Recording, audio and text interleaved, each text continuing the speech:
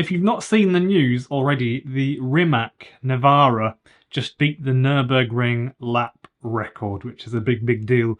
I'll show you some footage in a minute, and it genuinely looks more like an aeroplane than a car. It's really crazy. It flew around and it just absolutely monstered the track. And I can honestly say that I've seen nothing as monstrous as this before, even, you know, Bugatti Veyrons and motorbikes and stuff like that. Thank you very much for joining me. I'm Ben Alexander, and I talk about the latest EV news around the world every single day. I make videos every day. Stick around until the end and let me know your thoughts on it in the comments. Also remember to subscribe for me too. That helps the videos grow on YouTube.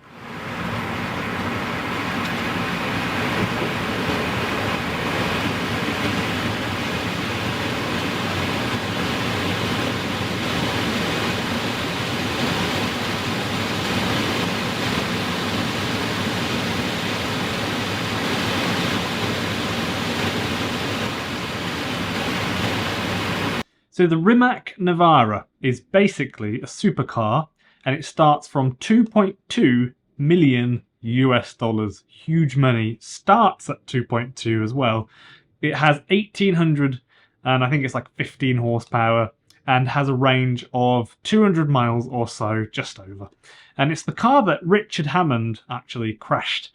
And he crashed it a couple of years ago and rolled it off of a cliff, and it burst into flames. He was going really fast in it.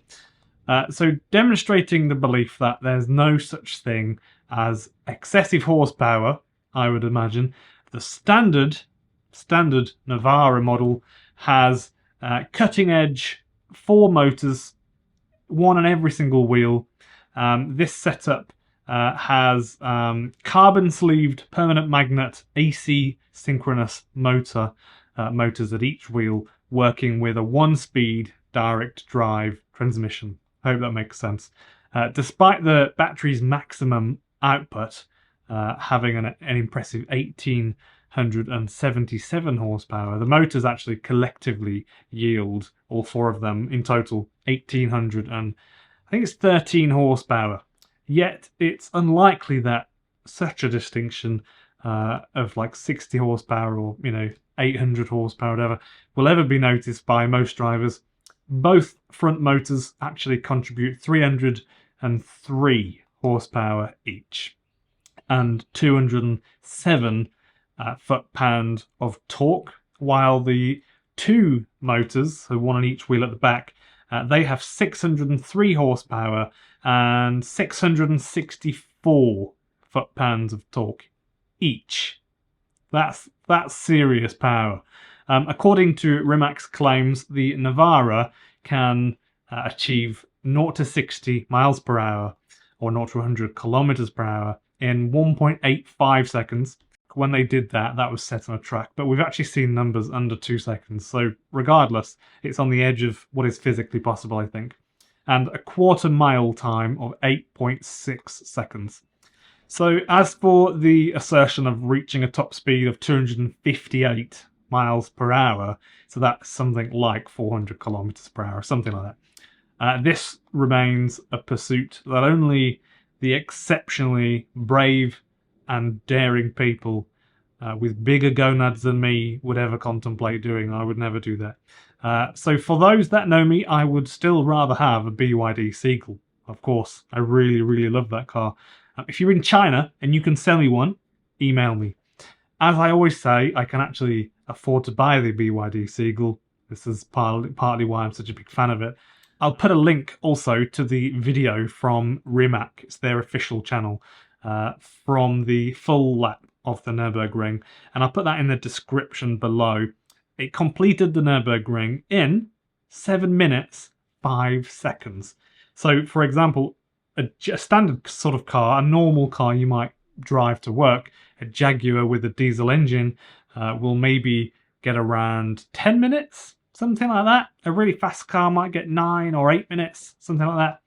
And if I was in the passenger seat, genuinely, I think some poo would come out because it's mental fast. So when you watch the video, let me know what you think about it. On all of the videos of any car going around the lap, there are straight bits and corners that are very, very subtle. Sometimes the corners are like almost not even there in an ordinary car.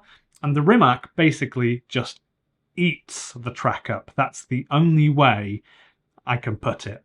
Where any other car in the world is normal and makes the track seem like the same track as all the other videos, the Rimac makes it feel as though the track is in some sort of way miniature or something weird like that. It's really weird. I can't really put into words what it looks like seeing a car do the Nürburgring with an extra 40% pace on it. It's crazy.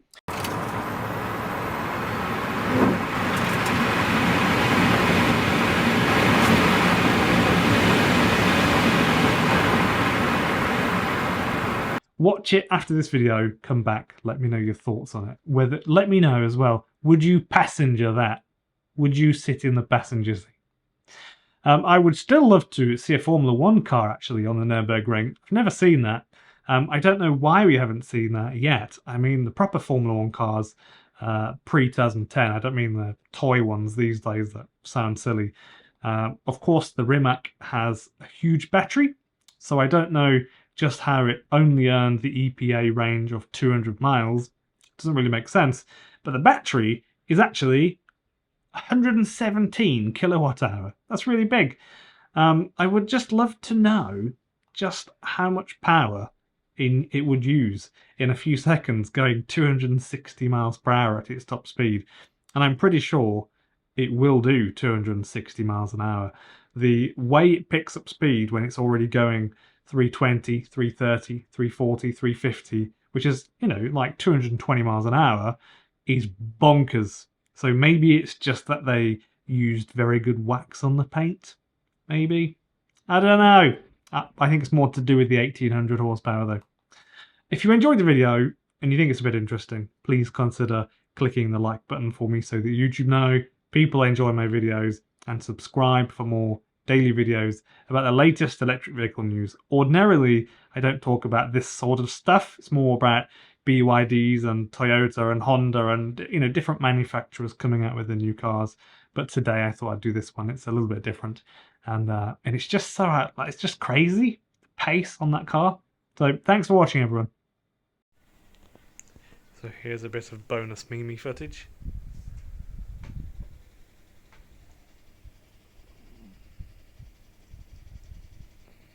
Mimi. Hey! Say hello to the people watching.